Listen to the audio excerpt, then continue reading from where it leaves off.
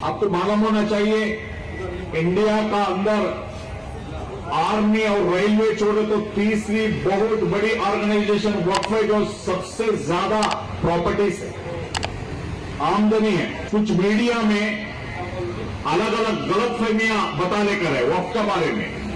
वक्फ जो है वक्फ property government का प्रॉपर्टी नहीं है। वक्फ जो है किसी गवर्नमेंट का प्रॉपर्टी नहीं है। वक्फ जो है इंडिविजुअल प्रॉपर्टी है। इंडिविजुअल प्रॉपर्टी जो उसका ओनर है उन्होंने अल्लाह के नाम से वक्फ किया।